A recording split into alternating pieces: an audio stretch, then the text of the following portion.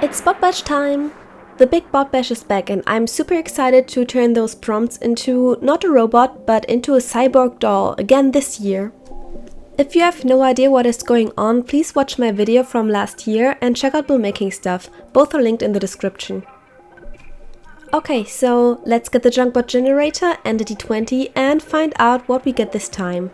We're starting with the body, for which I rolled an 8, so that is big boned.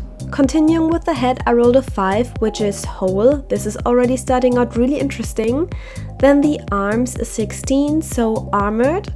For the hands, I rolled a 14, which is two-handed, so kind of ignorable. And then the legs are a 15, which is bones, so that kind of correlates with the body, which is funny because I had the arms and legs correlating to my last bot bash. And last we have the flavor, which is also 15, so cosmic. Here are all the prompts. It's a bit wild for sure. So the first thing that came into my mind with the cosmic and whole part was a black hole, but I need to think about that for a bit. First, let's get the no-brainers out of the way. We have a big boned body and bones as legs, so I am gathering all my creative monster parts and picking out all the ones that are skeleton parts. I do have to mix it with regular body parts because I only have a few, but that's fine. I don't have a skeleton thigh piece, so I decide to give her only one skeleton lower leg and then additionally a skeleton lower arm and hand on the opposite side to balance it out. Having both thighs be regular legs and then both lower legs bones would just make the proportions look really weird. Now for the face, I remembered, since I always want my bot bash dollies to be cyborgs, I think it would be perfect to give her a detachable faceplate and then behind that we would have the hole. So for that I'm grabbing my Dracubecca, since she has the perfect face markings for this. As always, we're getting rid of the hair first.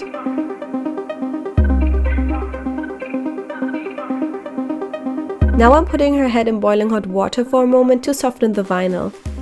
And then I can pull the head off. With needle nose pliers, I scrape all the glue and hair inside the head together and pull it out of the neck hole. This is of course completely unnecessary to do it like that, since I'm going to cut the face off anyway, but I guess it has become such an automated process for me that at this point my brain just shut itself off. With 100% acetone I can wipe her face off. I think it's always so interesting to see the reveal of the face mold. Sometimes you can't really guess what lies under the face paint. As you can see, Dracubecca has a seam that frames her face perfectly, so I just need to follow that with an X-Acto knife. This was actually so satisfying. And I can also now wipe the glue off from inside her head with the same acetone.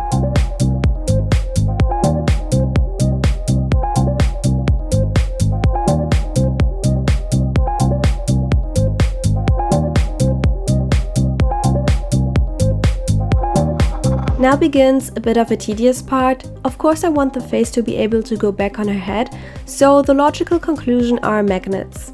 I have these tiny ones and one by one I drill little holes along the cut line of the head part and push the little magnets in. Once I'm sure they sit well, I glue them in with super glue. Let me tell you that it is not fun at all to drill into vinyl. I think I ended up just cutting out some of these holes with my X-Acto knife. That's also not the best solution though. It was messy but ended up looking pretty decent in the end. I also paid attention that all the magnets had their positive and negative side facing the same direction, just to avoid anything acting weird when I put on the other side. Now comes the part that I dreaded and was sure that I would mess it up at least a little bit.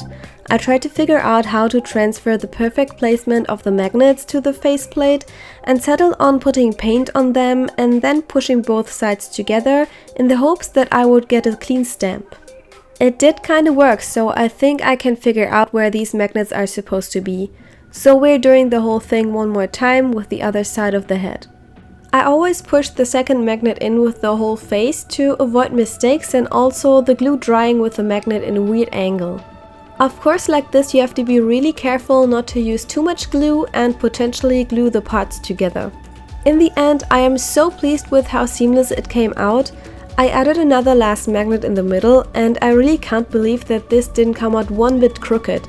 You can bet I was playing with that for days after this. It's so satisfying. The inside of the head should be black, but I don't want the hair holes visible, so I first cover them up with a tiny amount of epoxy sculpt using a lot of water. Putting on the paint though, I realized that the holes are still visible, so my solution for that was just to layer the paint over and over until it forms a smooth surface. Probably not how you should do that, but if it works, it works. So now we have an empty head, but what are we going to do with it? I thought on that whole black hole theme a bit and how maybe you could use a transparent glass marble with the picture of a black hole behind it. The idea is that the marble will warp the image so that it has a really cool effect looking inside the head, like there's actual matter being warped by the black hole. No idea if that works, so I'm testing it by first drawing some black holes on a black surface. Ignore my abandoned sketches, please. I just wedged the piece of paper I drew that on inside the head and hold the marble in front of it. That first sketch is definitely too large. I used the marble as a measurement and sketched the next black hole up using that as a reference. Well, this was a good idea in theory, but it's just not working well enough when executed. I decide that this is a problem for later and do some no-brainer work first, like priming all the parts that I want to paint. And then I sand the parts I want to airbrush. That includes pretty much all the parts that aren't the skeleton. I wasn't sure what skin color to use and if I wanted to use an unnatural one, but I settled on this human skin tone. So my idea to get the cosmic part down is to give her a very alien-like face. I would have really liked to make a green alien, but then felt like the detachable face would have a much better effect with a human skin tone. I can still do a classic alien another time. I never work with an airbrush, so don't judge my thick layer of paint, please. The main goal was achieved, no brush strokes. On a layer of MSC, I start to sketch the eye shape and shade it with a very warm brown tone. I elongate the eye shape upward and make them pretty big. I sketch in the waterline too. The eyebrows are going to be short and turn straight upward. And then I fill in the entire eyeball with the first layer of black. I want to do all the blushing with a light purple this time. I put it on the outer corners of her eye and the outer sides of her cheeks. The lips are going to be light purple too, so I blush them and with a warm brown I do some overall shading. And then I also add purple to the eyebrows because at this point I know the hair is going to be purple. This is too dark, I think the light lips suit her better. I gradually add more black to the eyes too, they're supposed to be pitch black in the end. And now's the time to blush the body a bit with the same purple and warm brown.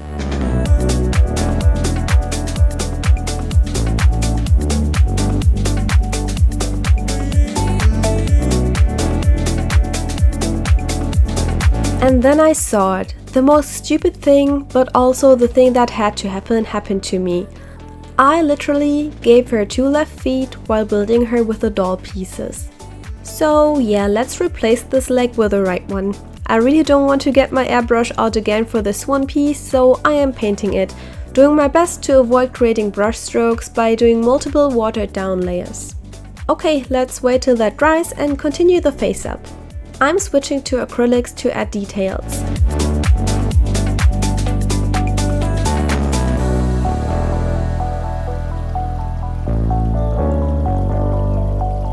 And then I do a black layer of paint across the eyeball.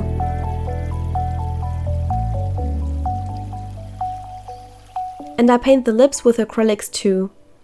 I have this nice paint that creates a pearly purple shimmer, and I think this is the perfect effect for her lips. I tried some eye shines to intensify that alien-like beady eye look, but just like with my genie, I kind of don't like it on that big unicolored surface. The Dracubecca face mold has those rivets molded in that are pretty fitting for the theme, so I paint them silver. And here's finally the right foot. I use high gloss varnish to create that beady eye look with that. And I also decide that this doll is going to have glossy lips. I finish blushing the new leg and then I paint all the skeleton parts with this bluish silver. Since she's a cyborg and can have multiple parts of her body modded, I imagine her skeleton being made of some kind of metal, like for example adamantium. The back part of her face is also going to be metal because it creates a nice effect with the human skin face attached to it. To make the metal look more realistic, I cover it with a wash, in this case citadel nuln oil, and then I also dry brush everything with a lighter silver color and paint on highlights with that.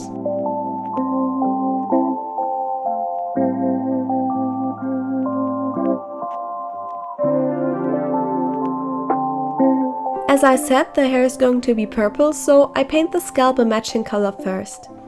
I have these two purples, but I prefer the darker one. I'll mix in just a little bit of the lighter one to give it some dimension. And I'm making wefts this time, which I have never done with anything other than yarn. I like rerouting the most, but since we can look inside of her head, that is obviously not an option. I make them pretty short, so I can actually separate the hair length that I got into 3 pieces. And I'll also mix in some of these purplish silver strands that I also used for my Batgirl. Making wefts is pretty easy. I just glue them on a smooth plastic surface with a waterproof wood glue, and when it's dry I just pull it off and cut off the excess. And once I have enough, I can just glue it straight onto the head.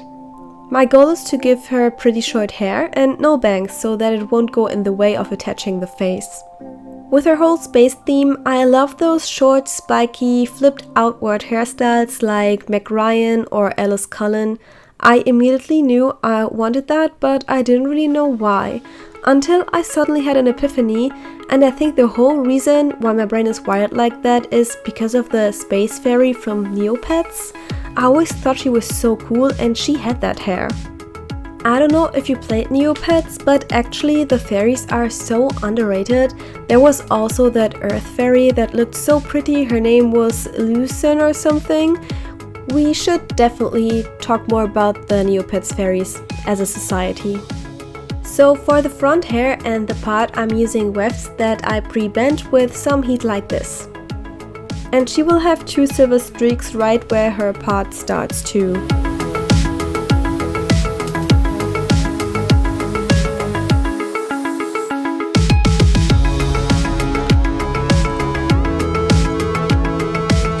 And this is all the hair glued on, and it's making me laugh because it's giving early Tokyo Hotel. So we need to get that flatter, and for that again we need heat. Once it's tamed a bit, I cut the hair short and create layers. Every now and then I try to lay the lower layer a bit flat too. I don't really have a system here, I basically chop until it feels right to me. It's supposed to be a bit wild and spiky, so that's okay. When I reach my desired length, I pull out my tiny hair straightener and layer for layer give the hair an outward flip.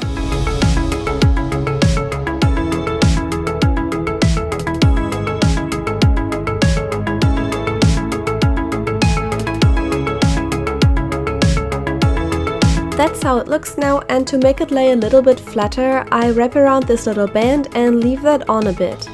Blow drying it a bit with a high heat setting can help too. What would a big bob bash video be without building stuff out of junk? This time is not as build intensive as the last one for sure, but of course the armored arms are at least going to be made out of trash. So I found these old toothbrush caps that look like they would make cool pauldrons.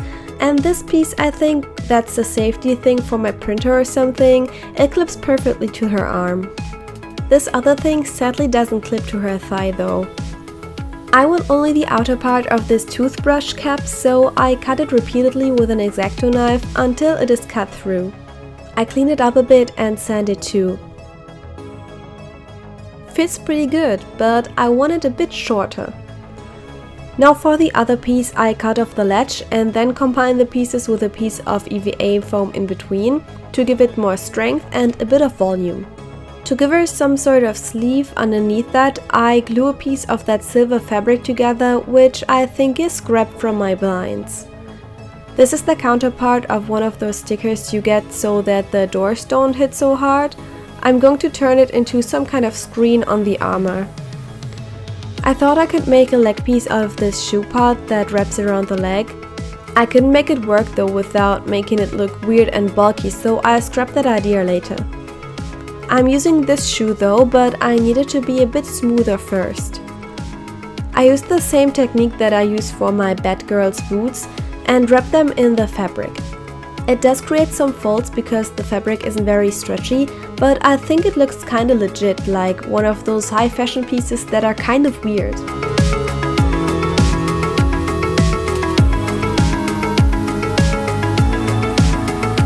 I prime my first armor piece, and while that dries, I can move on to the next. This piece fits onto her arm pretty well too, and I think combined with this piece from a spray bottle, it could make a pretty cool armor piece. But I want to make an opening so that I can clip it on the arm too. But first I need a second pauldron. This time I leave it at its original length so that they are a bit asymmetrical. Same as before, I glue the pieces together with a piece of EVA foam in between them. And this side also gets a silver sleeve. And then I prime that too. I still need another piece for her left lower arm. The skeleton arm won't need armor. This packaging has some pretty cool lengthy shapes, so I cut one of those out and attach it to another one of these silver sleeves. And now the real painting begins. I want the pauldrons and the lower arm piece to be primarily white. And also the part that is going to be the screen needs to be white so that the color I put on it will show up. The parts wrapping her arms and the piece in between will be silver, but a lighter silver than her skeleton, since I don't want it to look like they were made out of the same metal. And now I'm attaching the spray bottle piece to the pauldron. I think it looks best there. I choose orange for all the parts that are supposed to be some sort of lamp or a glow. I think it's a nice accent color and it goes super well with the purple. Remember I said that the leg piece was too bulky? Well, I still think her leg looks a bit too empty, so I want to give her some sort of clothing or armor, even though I don't have a specific prompt for that. So I start by making her an over-knee sock out of these old sports pants that I had in my scrap fabric box. It is super easy, you just have to wrap it around and sew along the back side of the leg. I'm leaving out the foot part because it will just be harder to get into the shoe otherwise. So now I'm turning it around, and it actually fits super well and already makes so much of a difference so that her legs don't look so empty.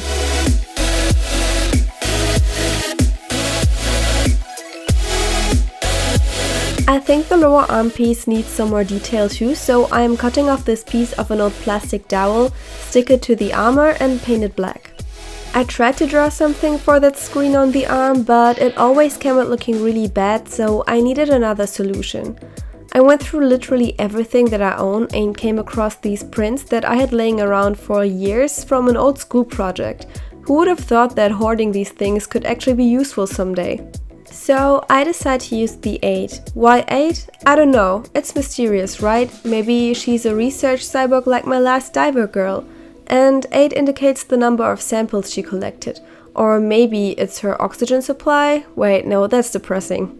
I did seal the paper beforehand with wood glue so that it won't darken up when soaked in liquid. I think you're supposed to do that. Here I'm painting some more detail.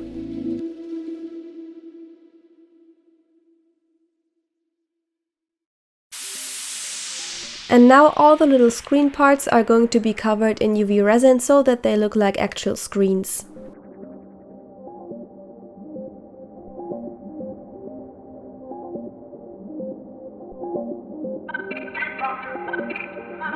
A little bit of wash, and in the end also a generous amount of matte varnish.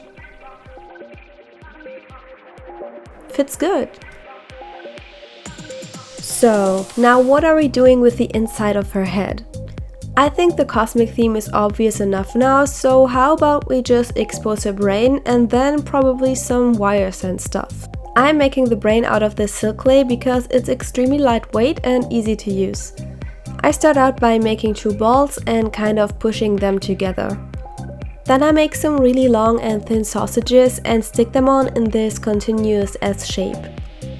I don't even need to do the back because I'll install it permanently anyway and it would just be a waste of space. And then I paint it with this nice brainy pink.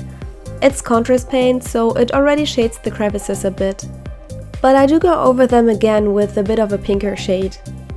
While that dries, I want to make her nails match her lipstick. This hand already has some nice molded on nails. So, pastel purple first, then purple shimmer, then gloss. Another detail that can't be forgotten are these holes that the skeleton body already had. They don't really serve me any purpose, so I decided that I will put some wiring through them. So for lore, my idea is that she is a forgotten research cyborg like my last one, but this time in space, right? So the reason she has her bones and wires and stuff exposed and only parts of her armor is because they just kind of disintegrated. You know, they just left her there with no one to maintain or mend her body parts, and also not enough parts so she could do it herself. Yeah, humans in my bot bash universe are awful. Or maybe they're dead.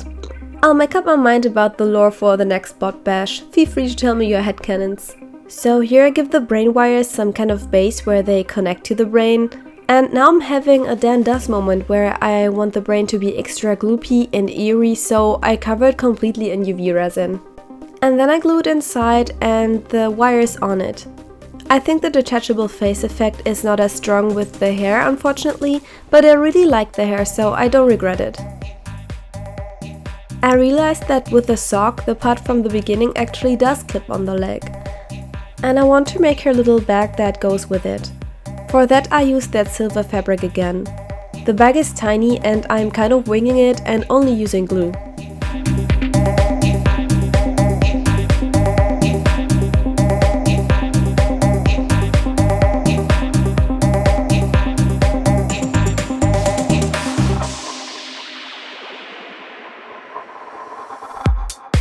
The leg piece is going to be white, and I also put this little piece on it as a detail. And because I apparently never want this project to end, I also install a tiny button to the bag. This front piece fits the bag perfectly, so that's going onto the latch, but in black. There's a gap that I'm painting orange and then fill it with UV resin to match the rest of the armor. We also can't forget to give the shoe a sole. I do that with a sheet of EVA foam. And lastly, let's shape her hair a bit with hair wax, making the spikes a bit spikier and getting rid of some frizz.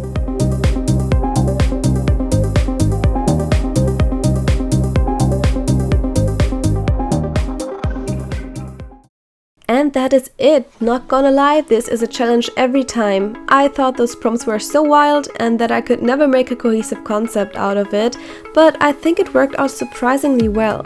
Also, shout out to Charlie B for helping me get through being really stuck after the black hole thing didn't work. I don't think I could have jump-started my brain this quickly alone, so please check out her channel, her dolls are really amazing. I hope I will see you in my next doll video, which is actually going to be the doll I announced in my last video. Yeah, it wasn't this one, but Bill just kinda derailed my plans here. And I will also have some drawing content up soon, maybe even before that. And in the meantime, you can talk to me on my Instagram if you want. Bye!